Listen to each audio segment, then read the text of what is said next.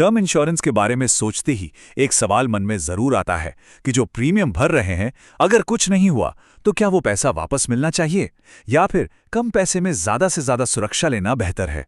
तो चलिए आज इसी बड़ी उलझन को मिलकर सुलझाते हैं। देखिए, ये सवाल बहुत आम है और लगभग हर किसी के मन में आता ही है कि भाई अगर पॉलिसी खत्म होने तक सब ठीक ठाक रहा तो क्या प्रीमियम का सारा पैसा गया पानी में।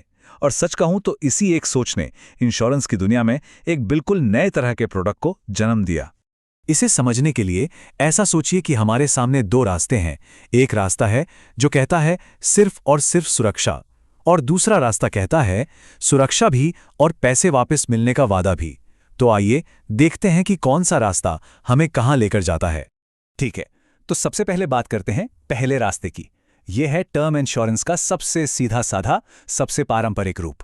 इसका एक ही लक्ष्य है, परिवार को पूरी तरह से आर्थिक रूप से सुरक्षित रखना। इसे कहते हैं प्योर टर्म प्लान। इसका फंडा बिल्कुल क्लियर है, कम से कम प्रीमियम में ज्यादा से ज्यादा लाइफ कवर देना। यह इंश्योरेंस का सबसे सरल और असरदार तरीका माना जाता है। कोई झंझट नहीं, कोई कंफ्यूजन नहीं। अच्छा, तो ये काम कैसे करता है? बहुत सिंपल है।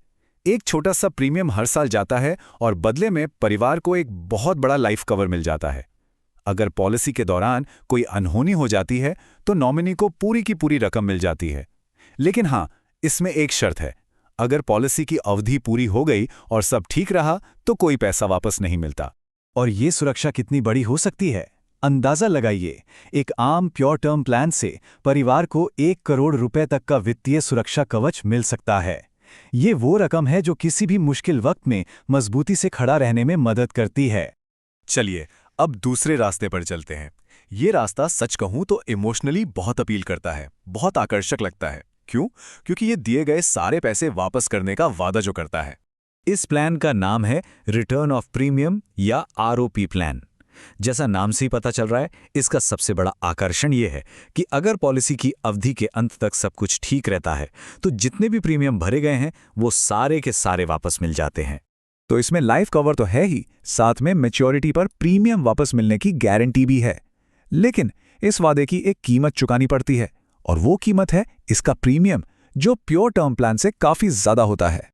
इसे एक उदाहरण से समझते हैं तो बात ज्यादा साफ होगी। मान लीजिए सालाना प्रीमियम 25,000 रुपए है, तो 30 साल में कुल 7.5 लाख रुपए जमा हुए। अब अगर पॉलिसी की अवधि पूरी हो जाती है तो बीमा कंपनी ये पूरे 7.5 लाख रुपए वापस कर देगी। ठीक है, तो अब तक हमने दोनों रास्तों को समझ लिया। अब समय आ गया है कि इन दोनों प्लान्स को आमने सामने रखकर देखें, ताकि दूध का दूध और पानी का पानी हो जाए। ये टेबल देखिए, पूरी कहानी एक ही बार में बता देती है। एक तरफ है कम प्रीमियम और सिर्फ सुरक्षा, दूसरी तरफ है ज्यादा प्रीमियम लेकिन पैसे वापस मिलने का एक सुकून। तो चुनाव बिल्कुल साफ है। क्या प्राथमिकता सिर्फ सुरक्षा है या सुरक्षा के साथ साथ बचत का एहसास भी चाहिए, भले ही उसकी कीमत थोड़ी ज्यादा क्यों ना हो। और ये चार्ट देखिए, ये सबसे बड़े फर्क को दिखाता है, यानी कि कीमत। साफ साफ दिख रहा है कि प्योर टर्म प्लान का प्रीमियम कितना कम है और आरओपी प्लान के लिए कितना ज्यादा पैसा देना पड़ता है। अब इस पुणे चुनाव को देखने का एक और नजरिया भी है।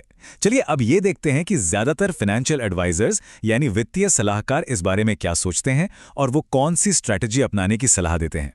तो ज्यादातर फाइनेंशियल एडवाइजर्स का एक ही मंत्र है। वो कहते हैं बीमा और निवेश को कभी भी मिलाना नहीं चाहिए। सुरक्षा के लिए प्योर टर्म प्लान लीजिए और प्रीमियम में जो पैसा बच रहा है उसे वेल्थ बनाने के लिए कहीं और इन्वेस्ट कीजिए। और यह रणनीति बहुत ही सरल है। पहला कदम एक अच्छा प्योर टर्म प्लान चुनिए। दूसरा कदम यह हिसाब लगाइए कि आरओपी प्लान के मुकाबले हर साल कितने पैसे बच रहे हैं।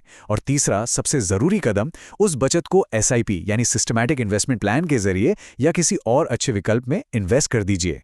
तो मतलब इस पूरी बातचीत का निचोड़ क्या निकला? निचोड़ यही है कि किसी भी बीमा प्रोडक्ट का पहला और सबसे जरूरी काम परिवार को वित्तीय सुरक्षा देना है, न कि रिटर्न कमा कर देना। वो काम इन्वेस्टमेंट का है, इंश्योरेंस का नहीं। तो आखिर में यह सवाल अपने आप से पूछना होगा कि प्रीमियम देने का असली मकसद क्या है। क्या सिर्फ चुकाए हुए पैसे वापस पाना है, या फिर कम से कम कीमत में परिवार को सबसे बड़ी सुरक्षा देना और जो पैसा बच रहा है उससे अपनी दौलत को बढ़ाना है। इस पर सोचिएगा जरूर, क्योंकि यही फैसला भविष्य की आर्थिक दिशा तय करेगा।